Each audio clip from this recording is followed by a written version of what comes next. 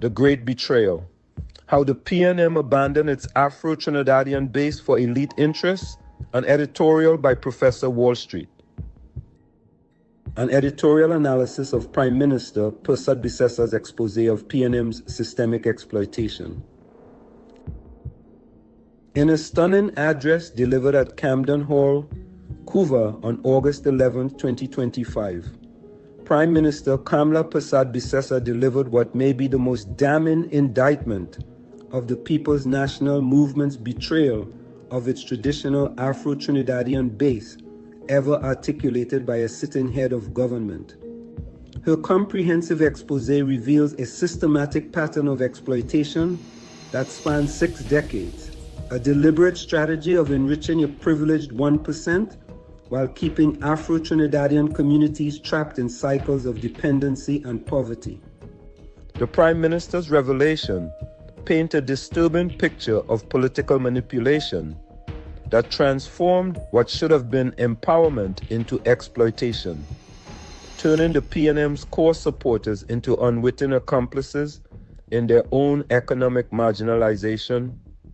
This represents perhaps the most significant political betrayal in Trinidad and Tobago's post-independence history. The architecture of betrayal, creating dependency to ensure control. According to Prime Minister Persad Bisesa's analysis, the PNM strategy was as cynical as it was effective. The PNM has bankrupted their supporters and created a dependency syndrome to control them for political purposes, while simultaneously handing over the economy and wealth of the nation to the 1%. This dependency syndrome manifested through deliberately inadequate employment programs that offered starvation wages while providing no real pathway to economic advancement. The Prime Minister highlighted how programs like CPEP and URP, while presented as employment solutions, actually function as poverty traps designed to maintain political control rather than genuine empowerment. The psychological manipulation involved in this strategy is particularly insidious. By creating economic desperation and then offering minimal relief through make-work programs, the PNM ensured that their supporters would remain grateful for scraps while the party's elite connections accumulated billions.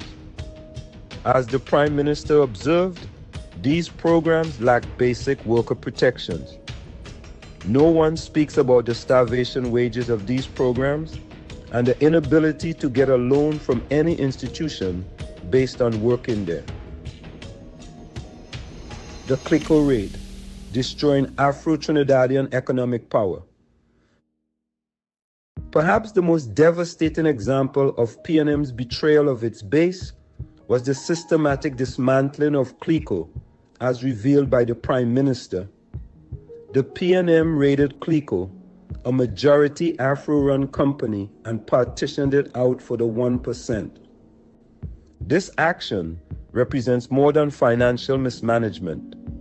It constitutes the deliberate destruction of one of the most significant Afro-Trinidadian controlled financial institutions in the Caribbean. It represented economic independence and community wealth building within the Afro-Trinidadian community. Its destruction and the subsequent transfer of its assets to privileged elites represents a textbook example of wealth extraction from marginalized communities. The Clico raid demonstrates how the PNM used its political power not to protect and strengthen Afro-Trinidadian economic institutions, but to dismantle them for the benefit of a connected elite.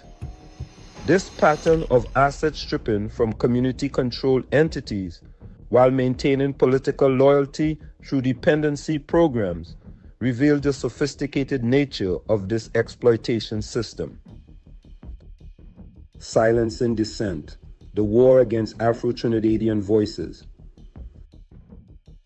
The Prime Minister's speech also exposed how the PNM and their elite allies systematically attack any Afro-Trinidadian voices that challenge this exploitative system.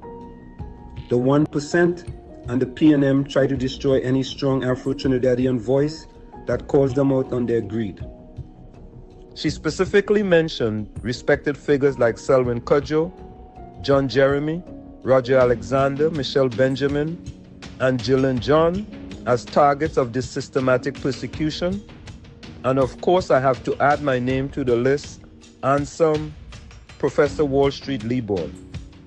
These individuals represent independent Afro-Trinidadian thought leadership, exactly the kind of voices that threaten the PNM's dependency-based control system.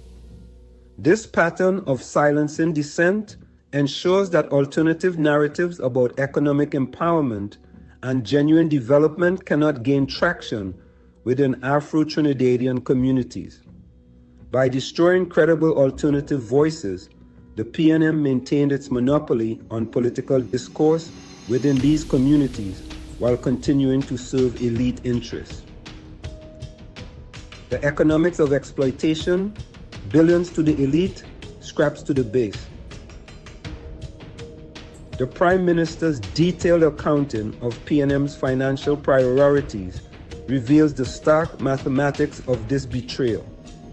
Elite enrichment, billions given away through the Invaders Bay foreshore development. Over 100 acres near the airport transferred to connected interests. Billions in Clico assets redistributed to elite beneficiaries. $60 million spent on Ernst & Young and PwC consultants for Cal alone. $42 million paid to a group of attorneys for handling a single NGC case. Tens of millions to President Kangaloo's husband across multiple state entities. Base exploitation. Workers forced into starvation wage programs with no benefits. No vacation leave, maternity leave, or severance for program workers. Sexual exploitation of women in these programs.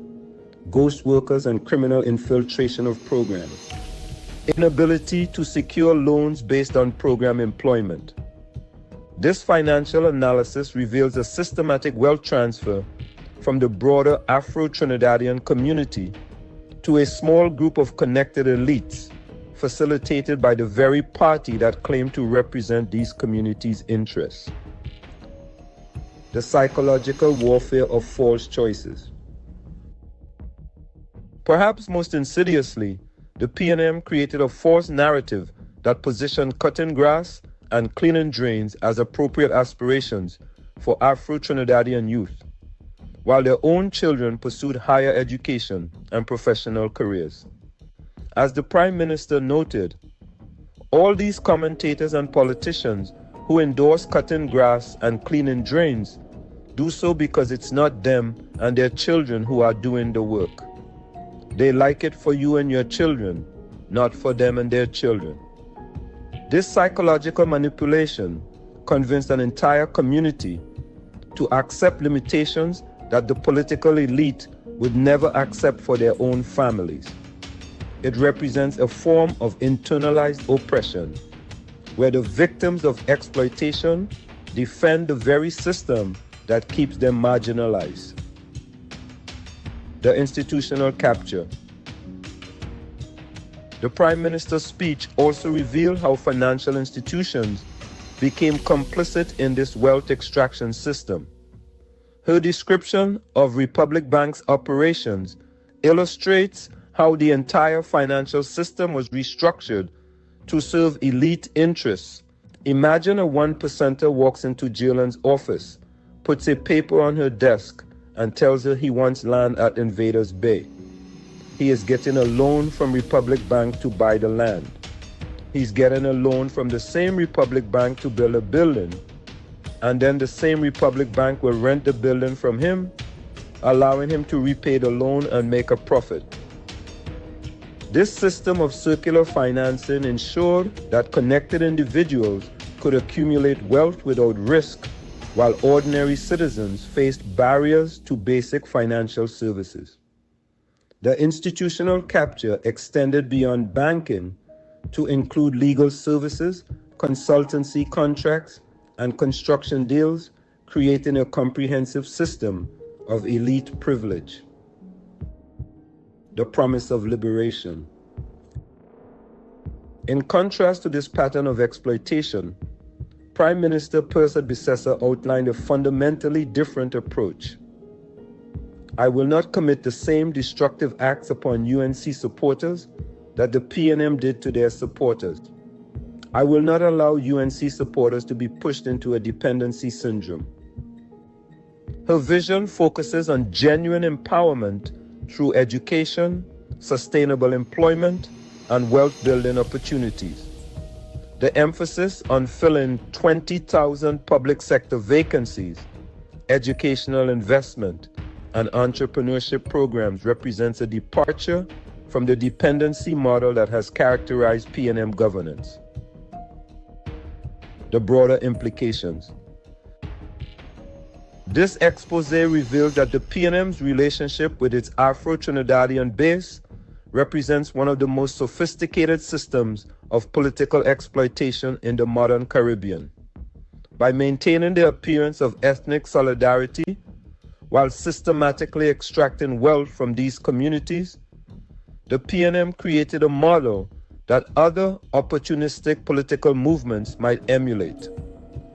The psychological damage inflicted by this system extends beyond economics into questions of self-worth and community capability.